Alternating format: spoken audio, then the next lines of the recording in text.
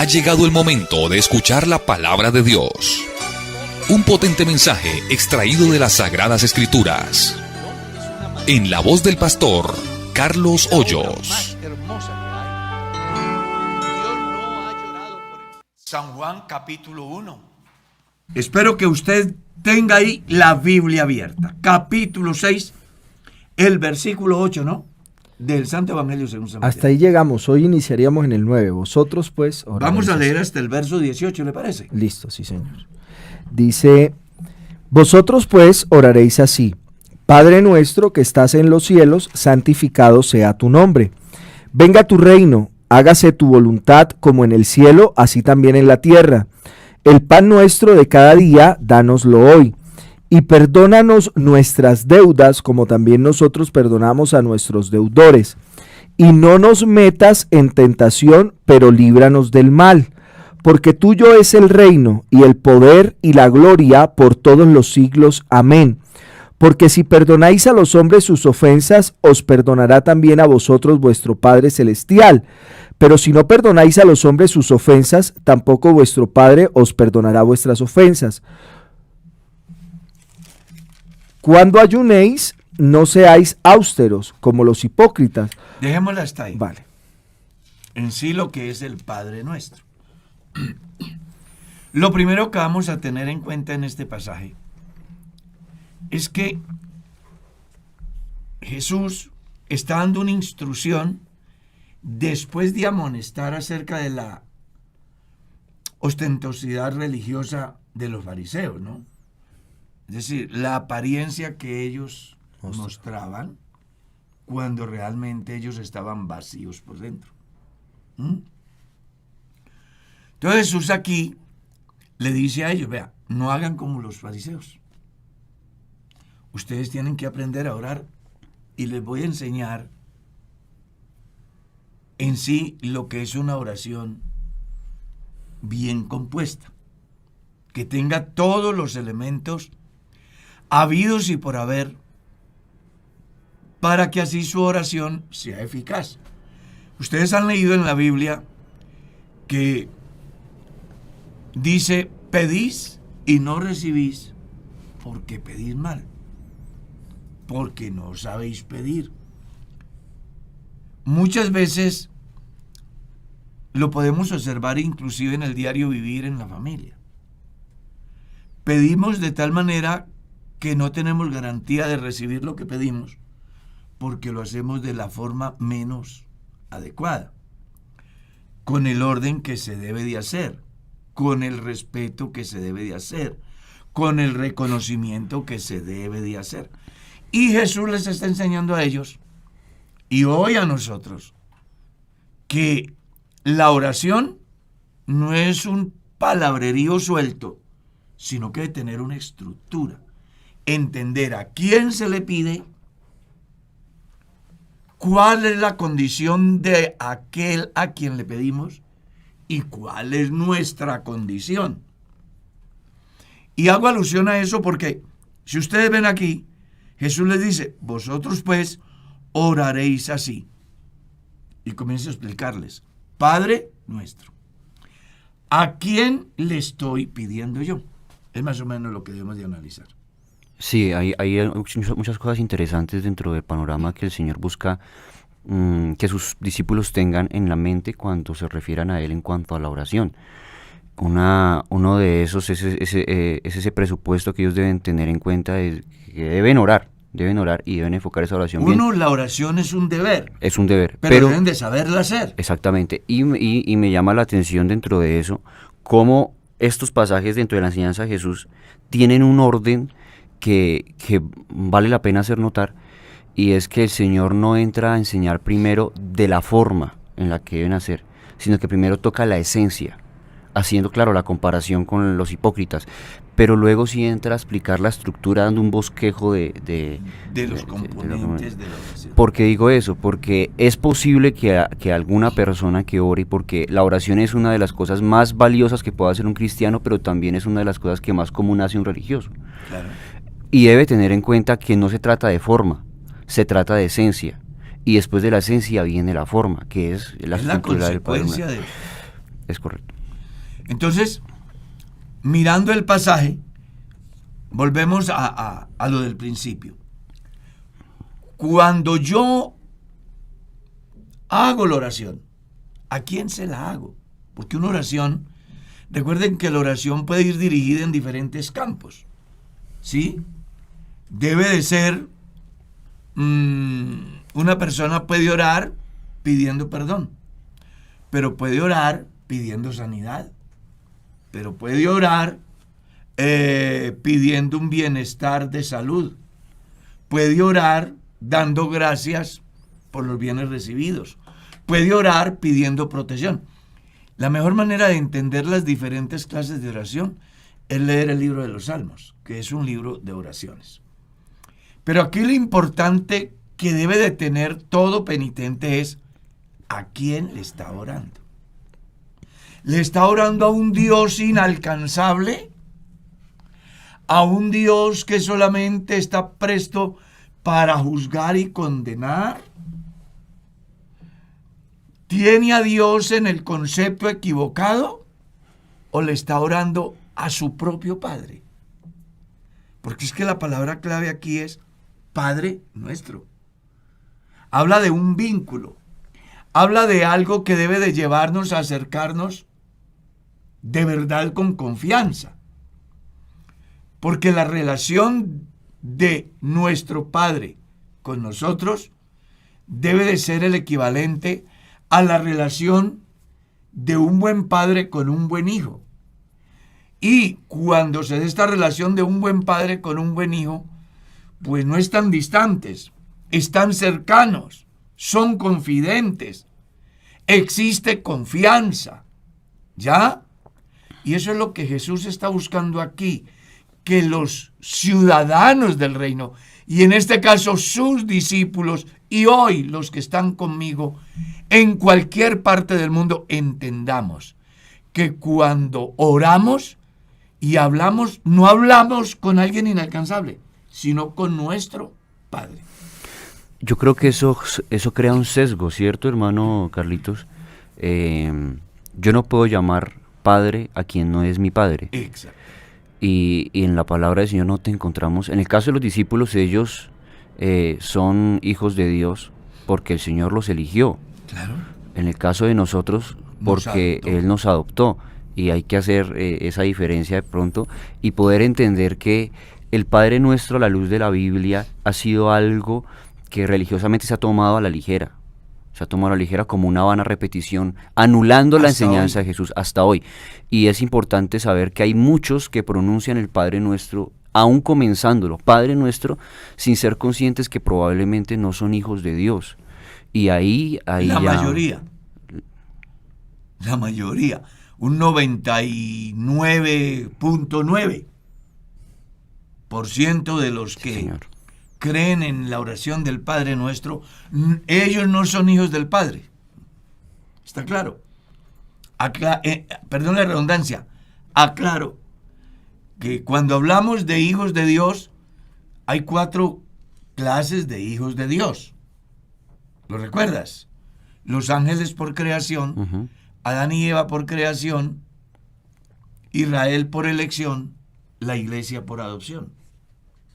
Entonces, en este caso, estamos tratando, o Jesús quiere que quienes se acercan a Él lo hagan ciertos de que con quien están hablando no es con cualquiera, es con su propio Padre. Y por eso valga la pena aclarar aquí lo que Jesús dijo. No todo el que me dice Señor, Señor. sí, Señor. Aquí no todo el que diga que Él es su Padre es hijo.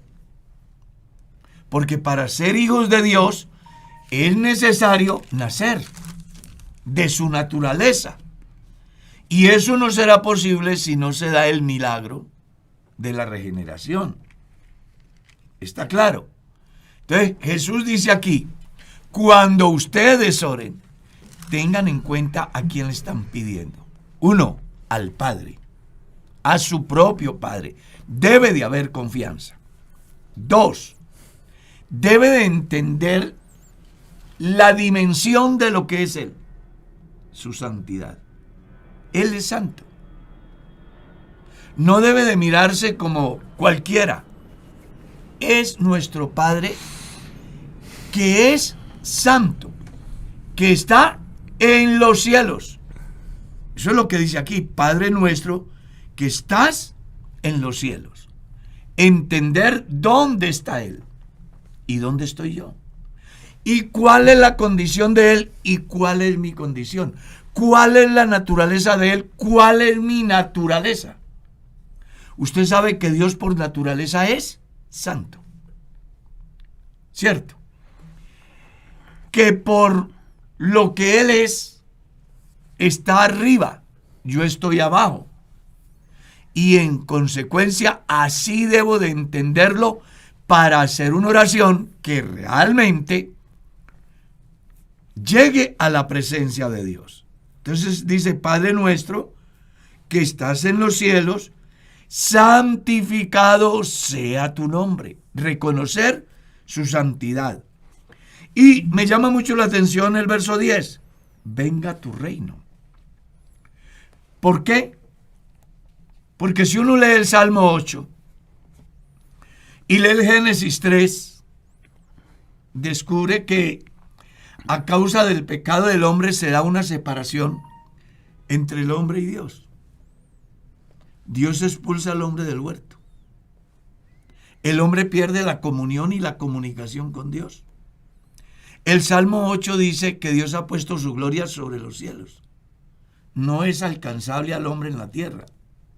Se requiere de una intervención que es competencia de Dios en su expresión de generosidad a través de la gracia para que los mortales podamos acceder a todo aquello que Él tiene para el hombre que, siendo un buen penitente, esté en condiciones de acercarse a Él en plena certidumbre de fe. Y eso solo será posible cuando yo entiendo a quién le oro, dónde está y cuál es su naturaleza y dónde estoy yo y quién soy yo y cuál es mi naturaleza. Cuando yo tengo la mentalidad del fariseo, yo no podré ser acepto en la presencia de Dios, porque no se trata de orar, se trata de entender cómo oro. El fariseo oraba y tenía más palabras que el publicano, ¿verdad? Y además, bien argumentadas en sus obras. Pero eso a Dios no le agradó. ¿Por qué? Porque este fariseo no entendía a quién le estaba orando, dónde estaba el que le estaba orando, cuál era su dignidad, y él no entendía quién era el penitente. A diferencia del publicano, que él sí entendió a quién le oraba, a un ser santo. ¿Quién era él? Un pecador. ¿Dónde estaba el que oraba? En el cielo. ¿Dónde estaba el penitente? En la tierra. Que es precisamente lo que aquí el Padre nuestro, Jesús dice, tengan en cuenta esa estructura. Y hay algo que vale la pena que no pases por alto. Y es la insistencia de Jesús con relación a la petición de los herederos del reino. Y era que pidieran que viniera ¿qué? El reino. El reino. Porque la esperanza para el pueblo de Israel, incluyendo a los discípulos que seguían a Jesús como un líder, no como el verdadero Dios, porque también es interesante que comprendas que la fe de los discípulos u apóstoles hasta el Pentecostés en Jesús era una fe en lo que veían, en lo que oían, de lo que eran testigos ahí. Pero no era gente convertida, eran simples seguidores de un caudillo. Prueba de eso el capítulo 1 del libro de los Hechos. Restaurarás el reino a Israel en este tiempo. El sueño del pueblo de Israel, entre ellos los apóstoles, era que el reino de Dios se estableciera. Pero resulta que Jesús ha venido. Y cuando le preguntan por el reino de Dios, él dice, el reino de Dios entre vosotros está. Pero ¿qué pasó según San Juan capítulo 1, el verso 11? Pues que aunque el reino estuvo ahí, ellos no se acogieron, no quisieron entrar, lo desecharon. Y eso hace que Jesús en la oración les diga, pidan que venga el reino, porque eso es lo que ustedes quieren. Venga tu reino. Es el descanso para el pueblo.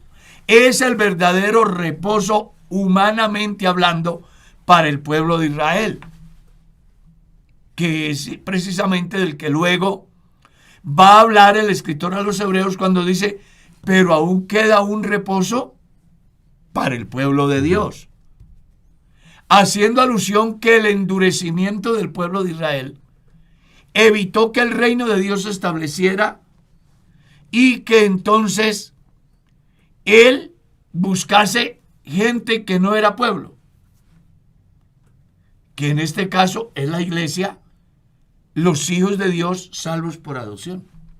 Sí, él dice, ¿no? Por tanto juré en mi furor que no entrarían en mi reposo, y hace el sesgo, ¿no? Claro. Y después aparecen esas palabras que a mí personalmente me ha conmovido mucho cuando el Señor Jesucristo inicia su ministerio y dice que el tiempo se ha cumplido, arrepentidos y creed en el Evangelio. Pero mire la palabrita que dice antes, el reino de los cielos se ha acercado. Y ellos no lo supieron aprovechar. Por eso es que Juan capítulo 1 dice, a lo suyo vino. Y los suyos no le recibieron. Y los suyos no le recibieron. ¿Qué es lo suyo? De Jehová la tierra y su plenitud del mundo y los que en él habitan. Eso es lo suyo. Vino a su tierra, a su propiedad. Y vino a los suyos, a sus hermanos. Y ellos lo rechazaron. Eso hace que el reino de Dios no se establezca. Porque si lo rechazan, él no obliga. Y eso permite que entonces se abra una puerta enorme para que se cumpla Joel capítulo 2, versículo 28 en adelante, donde se hace alusión acerca de la manifestación de la gracia de Dios en el poder de su Espíritu Santo en todas las esferas de la sociedad, independientemente de la raza, del color, de la ubicación geográfica. ¿Ya? Todo como consecuencia del endurecimiento del pueblo de Israel, que ha traído como resultado la apertura de salvación para un mundo gentil. Entonces, el reino que era el sueño de ellos, pues ahora escapa y ellos deben de aprender a pedirlo. ¿Cuánto tiempo demora esa respuesta? Que también es importante que la analicemos. Porque a veces nosotros oramos y queremos que las cosas se den ya. Pero a causa del endurecimiento del pueblo de Israel, como pueblo de Dios, a la manifestación de Jesús, el reino que ellos piden en la oración va a sufrir una demora interesante. Va más de 2000 años. Y no sabemos cuánto más. Porque este tiempo Dios ha hecho que el reloj se detenga para el pueblo de Israel. El reloj de la profecía está en stand-by para el pueblo de Israel. Mientras que hay una puerta de gracia para todos en cualquier lugar del mundo, incluyendo también al pueblo de Israel. Porque muchos israelitas fueron salvos por gracia, están siendo salvos por gracia y seguirán siendo salvos por gracia. Pero en el colectivo como pueblo, ellos tendrán que pasar, excepto los salvos por gracia, un periodo muy difícil para que luego tenga resultado la oración de la cual Jesús hace mención aquí. Venga tu reino. Y que pensando eso, justamente, toda esa descripción que ha hecho el hermano Carlitos, ¿cuántos de nosotros enfocamos la oración de esa forma? O sea, teniendo en cuenta que esto es un bosquejo, es una estructura de oración dada para que la practiquemos así en primera medida. Lo digo porque la oración hoy está muy desdibujada por las corrientes entre comillas, cristianas y religiosas, religiosas, que han cambiado oraciones bien enfocadas como estas, que muestran la pertinencia de la oración, ¿no? La primordialidad de la oración, que es reconocer a Dios, pedir que venga su reino, y hemos cambiado eso por simplemente, Señor, bendice y bendícenos, ¿no? Bendíceme, y solamente hemos puesto la oración en ese punto y complicado. Sí, la gente ha pensado que la oración es algo así como un teléfono para pedir un servicio a domicilio, ¿no? Y se nos olvida de que hay un proceso, que hay unas etapas que se deben de surtir, entre ellas el paz y salvo, porque Dios en su gracia nos ha dado un crédito, pero resulta que estamos endeudados y no hemos querido pagar, y queremos otro crédito. Entonces Dios dice, un momentico, póngase al día y hablamos. Estoy hablando de una manera figurativa, diciendo algo así como, yo debo 5 cuotas en el banco y quiero que me resten más. ¿Qué me dice el gerente? Pague y después pida. Entonces muchos cristianos llegamos a Dios a pedir y a pedir y a pedir, pero estamos cargados de pecados. No hemos entendido a quién le estamos pidiendo, no hemos comprendido la santidad, no hemos comprendido su ubicación, no hemos entendido cuál es mi condición. Y solo cuando yo entienda a quién le pido, cuál es su naturaleza, cuál es su ubicación y cuál es la mía, podré tener acceso a una respuesta apropiada de Dios. Ahora, ¿va a decir algo, pastor? No, señor. No, está muy calladito. O sea que el tiempo sí se le ha alargado. Estoy aprendiendo. Luego viene una parte muy interesante y es aquello de hágase tu voluntad en el cielo, que es totalmente contrario al pensamiento nuestro. No sé si ustedes habrán escuchado, en mi vida de cristiano, por más de 50 años, yo he escuchado a más de un cristiano diciendo, Dios tiene que responderme. E incluso la oración religiosa que aprendimos antes de ser cristianos era, hágase tu voluntad en la tierra, así también en el cielo. O sea, yo mando, yo tengo el control. Es una falta de respeto a la deidad. Porque aquí hay pecado, aquí hay violencia, aquí hay todo lo malo. En el cielo no. Quienes formaron la sedición fueron arrojados. Y quienes están en el cielo son ángeles, arcángeles, querubines y serafines que guardaron su dignidad y que con la muerte y la resurrección de Jesús, su eternidad quedó definida en el sentido de que jamás serán engañados, jamás le van a fallar a Dios. Siempre le dicen a Dios, según Isaías capítulo 6, santo, santo, santo. Y esto es todo el tiempo. Qué bueno que los que están escuchando este programa entiendan que no debe de ser como yo quiera, que es el problema nuestro. Queremos que los problemas se solucionen como yo pienso, que todo llegue como yo quiero, cuando yo quiero y en el momento que quiero. Y se me olvida que hay uno que tiene el control y que ahí es donde usted debe de entender el Padre Nuestro. Hágase su voluntad, ¿a dónde? En el cielo. Lo que Dios decida allá. Señor, sana a mi hijo, apenas tiene 15 años. Yo te pido, te ruego, yo ordeno, tú tienes. Y resulta que Dios está diciendo, no, yo lo necesito acá. Ahí es donde está el problema. Hay dos tipos de oradores, veo yo en el Padre Nuestro a través de eso que está hablando mi hermano Carlitos, y es que hay el orador presuntuoso, ¿no? Presuntuoso, el que ora para sí mismo y que pretende que el Señor cumpla todos sus caprichos, y hay el orador fatalista, ese que, como lo dice aquí la palabra del Señor en versículos anteriores, Él ya sabe que tenemos necesidad, entonces yo para qué oro. Sin embargo, la oración sigue siendo un mandato y sigue habiendo una estructura para orar, o sea, y pedir, ¿no? Pero hay que enfocarla bien. Entonces uno encuentra en Santiago unas palabras muy especiales: pedís pero no recibís, porque pedís mal. la descripción que hace es para gastar en vuestros deleites. Y ahí es donde más de uno ha enfocado la oración. No, pues a esta hora hay escenarios abiertos diciendo que hagan el pacto, que hagan la siembra, que le pidan a Dios desde mujer hasta gallinas, ¿no? Y que se van a enriquecer. Y pues, un problema. No han entendido el Padre Nuestro. Entonces, Dios conoce nuestra necesidad, pero Dios también tiene claro que el control lo tiene Él y que no soy yo.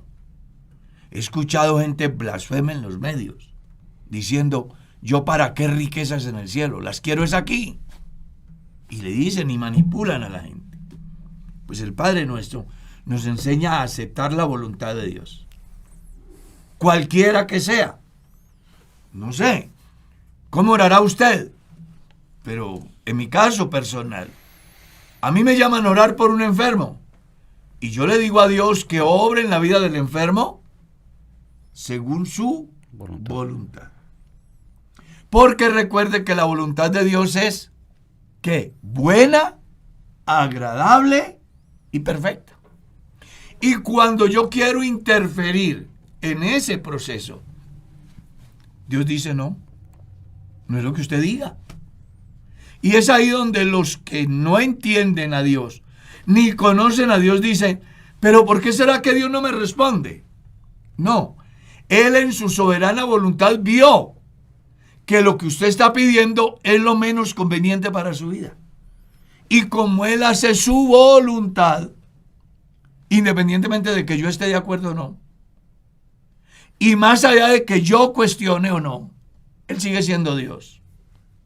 Entonces Jesús enseña a que se haga su voluntad en el cielo, no como lo hacían los fariseos, que era lo que ellos decían, y quien no lo hacía como ellos decían era sujeto de juicio, era sujeto inclusive de muerte, todo porque no hacían las cosas como ellos pensaban.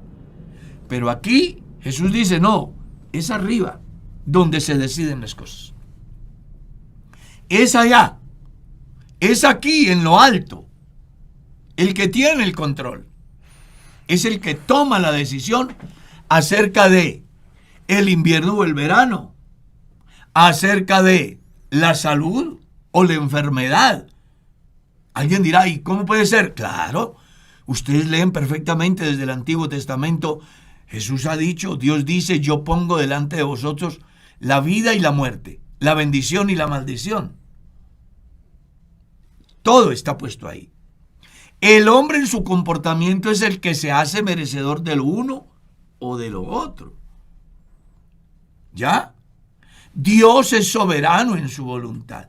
Y téngalo por seguro, que no hay enfermedad que llegue al ser humano que escape al conocimiento de Dios. Y Dios sabe por qué la pone. Perdonen si de pronto alguien piensa mal con relación a lo que voy a decir. Si los cristianos entendiéramos a Dios y conociésemos a Dios como lo que Él es, difícilmente buscaríamos el médico para que nos cure la enfermedad. Buscaríamos para mitigar el dolor. Pero la enfermedad, creo que no lo haríamos. ¿Por qué? Porque hay un día que Dios ha establecido. Job capítulo 14 lo enseña. Le has puesto límites a los días del hombre, los cuales el hombre, ¿qué? No sobrepasará. No va a traspasar. ¿Eso qué quiere decir? Que yo oro por un enfermo y Dios lo sana. Claro, pero hay una razón. En la voluntad de Dios está que Él no muera todavía. ¿Está claro? Porque el día que Él en su voluntad decida que se va, no hay médico, no hay oración. De no ser así, ¿usted cree que Pablo se hubiera muerto? Ahí estuviera. Que Juan el teólogo se hubiera muerto. Ahí estuviera. Las iglesias oraban por ellos. ¿Por qué se murieron? Porque un ser soberano que se llama Dios, que hace su voluntad en el cielo y tiene el control, decide. ¿Cuándo? ¿Quién? ¿Cómo? ¿Y de qué? ¿Y dónde?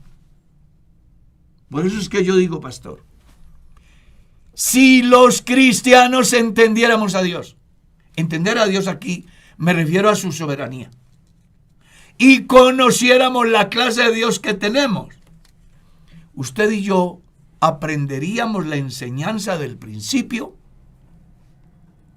Todo está, pero dependen de mí, yo tengo el control. Y a eso es a lo que Jesús acude aquí. A que el penitente diga, hágase su voluntad en el cielo, independientemente de lo que pase en la tierra. Si me gusta o no me gusta. Si me duele o no me duele. Si me genera tristeza o no. Que es lo que nosotros no hemos entendido. Y por eso muchos cristianos cuestionan. Dios escucha la oración, sí. Y si Dios escucha la oración, yo tanto que le oré, ¿y por qué X, Y o Z pasó? Bueno, pasó por algo. Y es que Dios hace su voluntad en el cielo. Y las consecuencias se ven en la tierra. Una consecuencia de la voluntad de Dios en el cielo es que yo sea sano. Pero una consecuencia de la voluntad de Dios en el cielo es que yo también me vaya. O una consecuencia de lo que la voluntad de Dios soberana en el cielo es que a mí me pase lo que le pasó a Pablo. Para que no se me saliese la grandeza, Dios ha permitido que el mismo diablo venga y me dé una bofetada y me afecte mi sistema óptico de tal manera que viva con lagañas a toda hora, los ojos irritados, para que cuando me pare al espejo me dé cuenta cuán horrible soy, y cuando esté frente al escenario exponiendo la palabra y Dios haciendo milagros a través de la predicación, no pueda decir yo por lo que soy, sino por la gracia de Dios en mí. Eso es lo que está enseñando la Escritura. Créame que la voluntad de Dios es perfecta, es buena y es agradable. Aunque a usted y yo en un momento determinado no nos parezca, Dios tiene un fin. Nada le pasará a un cristiano, ni en la salud ni en la enfermedad, ni en la abundancia ni en la escasez, ni el estar arriba y estar abajo, que Dios no lo conozca y que Dios no lo permita. Las glorias de Job y los valles que vivió Job fueron permitidos por Dios. Eso es lo que dice la Biblia. Y puso uno de sus siervos, Satanás. Satanás es un siervo de Dios. Según San Mateo capítulo 4. ¿Lo recuerdas? Cuando Satanás va a tentar a Jesús, Jesús le dice, al Señor tu Dios honrarás. ¿Y a él solo qué? Servirás. Servirás. Y Pablo lo entendió en la segunda carta a los Corintios, cuando él reconoce que Dios ha permitido que uno de los agentes del infierno venga y le cause semejante lección. Uno no sabe el por qué vive. Un pastor amigo mío un día me dio una enseñanza interesantísima. Él está en una silla de ruedas. Un hombre, como usted no se lo imagina, de los mejores predicadores que yo haya escuchado en la historia. Pero ahora está en una silla de ruedas. Oraba por los enfermos y se sanaban, pero él está en una silla de ruedas. No puede moverse, valerse por sí mismo. Y él me ha dicho, yo creo que el Salmo, Dios está haciendo que se cumpla en mí. Y me llamó la atención. ¿Cuál Salmo? El Salmo que dice, no seáis tan terco como el mulo, que si no le ponen cabestro, no se acerca a ti.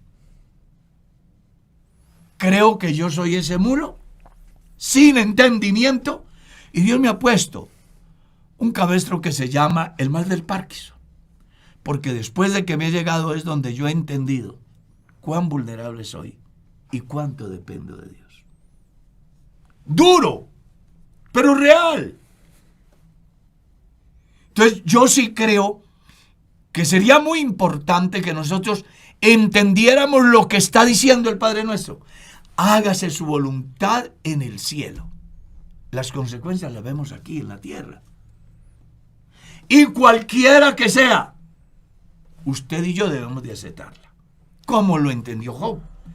Jehová dio, Jehová quitó. solo recibiremos el bien y no el mal. Cualquiera cosa que vivamos en la tierra, siempre y cuando yo no la busque, porque también hay que establecer la diferencia, debo de aceptarla entendiendo que Dios tiene el control y que todo lo que Dios decida tiene un propósito. Ya escuchó usted lo que ha dicho el pastor. Dios permitió este mal para que yo me acerque a él, como el cabestro que hace acercar al mulo a su amo. Muy, muy, muy profundo lo que se encuentra en el Padre Nuestro, considerando lo que es la voluntad de Dios, ¿no? Pero claro. Y la limitancia que tengo yo, quien ora, como ser humano, ¿no? Que estoy tan dependiente de Dios, no solamente como aquel a quien yo quiero orar, sino aquel que me abre la puerta para que yo tenga audiencia misma con el cielo y tener contacto con esa voluntad que es desconocida para mí. Porque cómo hemos de pedir, como conviene, eso yo no lo sé, porque mi pensamiento está muy por debajo. No, y es muy subjetivo. Y muy por debajo, muy subjetivo, y muy por debajo de lo que piensa Dios y planea Dios. Isaías lo dice así, ¿no? Como son altos los cielos que la tierra, son más altos mis caminos que sus caminos y mis pensamientos más que vuestros pensamientos. Entonces yo me encuentro con un panorama muy especial, estaba recordando ahorita escuchándolo a usted, pastor, y es sus discípulos preguntándole al Señor a razón de la enfermedad de un hombre, ¿no? ¿Quién pecó, este o sus padres? No, lo que pasa es que ustedes ignoran la voluntad de Dios. Sí, porque ellos tenían la costumbre de hacer juicios. Exactamente. Que es muy común también hoy, ¿no? Viene a mi mente una anécdota de la vida real. Un día fui a una reunión de pastores y un pastor ha sufrido un accidente. Muy amigo mío. El presidente de su tiempo, cuando se da cuenta, el pastor llega golpeado y todo, pero va a la asamblea. El presidente le dice, ponga mucho cuidado, que puede ser una reprensión de Dios. Vino a mi mente lo que menciona el Evangelio de Juan. A veces nosotros pensamos que las cosas suceden porque simplemente algo pasó y se nos olvida que por encima de mi subjetividad hay uno que tiene el control y sabe por qué, y yo no debo ser esa persona. Y en las iglesias hay cristianos que si ven que un hermano está enfermo, eso es el juicio de Dios, es una reprensión de Dios, y a lo mejor no sea ni el juicio de Dios ni la reprensión de Dios, sino la voluntad de Dios para perfeccionar a ese cristiano en fe. Considero yo, hermano Carlitos, que hay algo que llama la palabra de Dios que es muy interesante, que se llama la multiforme gracia de Dios. Y a veces nosotros queremos tomar la gracia de Dios como ese beneficio constante a nuestra vida, pero ignoramos la gracia de Dios que se muestra a través de ese cabestro, claro, con el cual el Señor nos sujeta y nos tiene ahí, pasando alguna situación para mantenernos cerca de Él. Exacto. Y eso es mucho más, genera mucho más ganancia que el hecho de que Dios me esté el día bendiciendo. Que yo entienda que soy como el mulo sin entendimiento y que lo que me pasa viene de parte de Dios en muchos casos, a través del cual Dios busca que me acerque, el día que yo entienda eso, dejo de cuestionar a Dios por sus decisiones, independientemente de lo que yo tenga que enfrentar acá. Porque yo creo que es mejor un hombre con cáncer en el cielo que un hombre rozagante en los infiernos. ¿O no? Jesús dijo, es mejor ir al cielo manco, tuerto, al cielo y no con todos sus miembros al infierno. Hay muchas personas que quieren vivir su vida sin penurias ni dificultades, con el supuesto de que son hijos de Dios y que porque son hijos de Dios nada puede sucederles, y Dios a nadie le garantizó eso. Al contrario, la garantía que da Dios es que es una cruz la que tiene que llevar el cristiano, y esa cruz no es un madero de 50 kilos. Puede ser una pestilencia, puede ser un problema serio en su salud, puede ser el renunciar a mi propio yo, a mis propias intenciones, a mi propia subjetividad para darle prelación a la voluntad de Dios, que es la que debe de regir nuestro destino. Porque ha de entenderse que yo, como esclavo de Jesucristo, la voluntad soberana de Él es la que yo debo de hacer. Y por eso es que aquí dice, hágase su voluntad en el cielo y luego aquí en la tierra. Y otro aparte que sigue ahí, que es muy importante, que da una enseñanza acerca de que los seres humanos, los herederos del reino, hoy los que somos salvos, no debemos de estresarnos por el día de mañana. El pan nuestro de cada día, dánoslo ¿cuándo? Hoy. Hoy. Porque con Dios es hoy, no es mañana. No es el de todos los días hoy mismo, no, es el de cada día. Alguien me llamó mucho la atención. Acabo de escuchar a un creyente que me dice, pastor, yo solo le pido a Dios que me ayude a ser fiel hoy.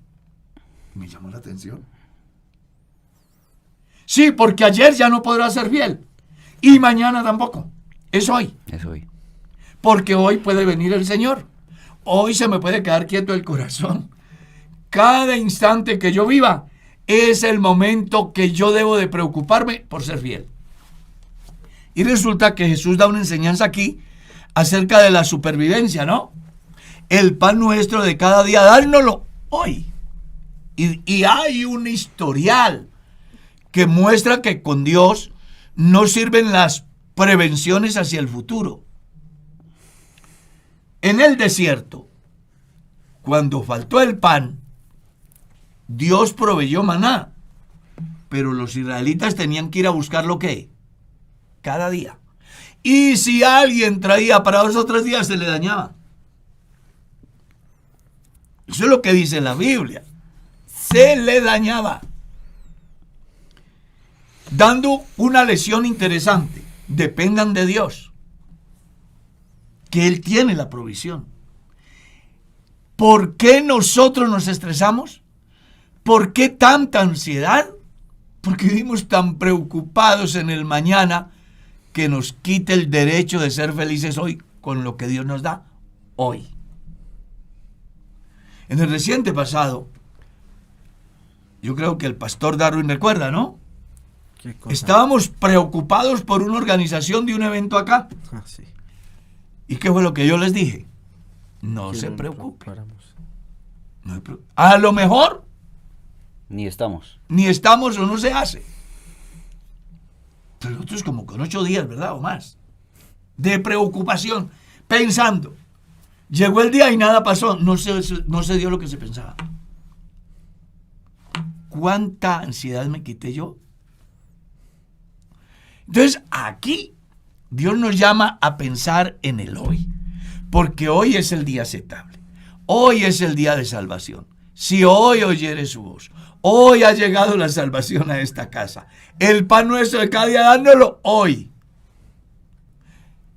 Eso como para que usted aprenda a entender que no debe de preocuparse. Jesús dio otra enseñanza a los discípulos que preocupados vienen a decirle, Señor, vea, se nos acabaron los zapatos, la comida y en la casa hay una revolución y ¿ahora qué? Jesús le dijo, vea, miren los lirios y miren las aves. No se estresen. Dejen de desesperarse. El Padre Celestial viste las flores mejor que Salomón con toda su fama y su sabiduría. Las aves del cielo tienen alimento, Dios provee. Y no valen ustedes mucho más que eso. Y les da un regaño. Hombres de poca fe. Hombre, qué bueno que nosotros entendiésemos que vamos a hacer lo que tenemos que hacer. Sí, pero dejemos de vivir tan preocupados por algo que en la soberana voluntad de Dios ya está previsto. Él ha dicho, no te dejaré, ni te desampararé. Y no se preocupen por cosas, porque si tienen abrigo y sustento, conténtense con esto. Porque ¿qué más puede llevar el hombre? Las cuentas bancarias, las haciendas, los carros, los apartamentos. El día que nos toque irnos, ¿nos llevamos eso? No nos llevamos. ¿Cómo es que es la historia aquella tan interesante? El hombre que trabaja todos los días para tener en el futuro que disfrutar. Reúne todo el capital y luego tiene que comenzar a gastarse el capital sanándose todos los problemas que se consiguió mientras buscaba la riqueza. Cuando si se hubiese cuidado, estuviera en esa edad sano y disfrutando de la bendición de Dios. No, a lo mejor disfrutando de una familia que de pronto perdió factiblemente por estar Claro. solamente enfocado en un área de su vida. Qué lindo lo que Jesús le dice a los discípulos. Preocúpense por lo que tiene sentido. El reino de Dios y su justicia. Que las demás cosas vendrán por añadir. Le dice, y estas cosas, y cuando uno revisa los versículos anteriores, habla de la comida, la bebida y el vestido, ¿no? Claro. Ya haciendo llamado, creo que siempre va a ser algo confrontante para nosotros encontrar que el Señor trata de llevarnos siempre a vivir con lo necesario, ¿no? De forma que no se desenfoque nuestra visión y nos vayamos hacia Hay gente otro que norte. ha perdido el horizonte porque tienen más importancia los bienes materiales Que el reino de que los el cielos. reino de Dios. Y el llamado aquí es a pensar que lo más importante es la voluntad de Dios, es el reino de Dios por encima del alimento para mañana, porque el de hoy ya está. Ahorita salimos de aquí, podemos ir a desayunar, y si no tuviéramos que desayunar, Dios enviaría un cuervo. Yo soy pastor y yo he visto gente enemiga del evangelio llevándonos comida a la casa. En el año 1980, un muchacho llegó a la iglesia con una canasta llena de remesas. No teníamos que voltear a ver. Éramos pastores en el Águila Valle. Y dice el joven que aquí le mandó mi mamá que por la tarde viene al culto. Eso hace 40 y pico de años y la señora no ha venido. Pero Dios mandó el cuerpo. Ese es el Dios que yo predico. Ese es el Dios al cual yo motivo a todos los que nos escuchan a que crean y a que aceptemos su soberana voluntad en todos los aspectos de la vida, independientemente que yo esté de acuerdo o no esté de acuerdo, que me guste o no me guste. Nunca olvide, la voluntad de Dios es buena, es agradable y es perfecta. Pastor, el tiempo se nos fue.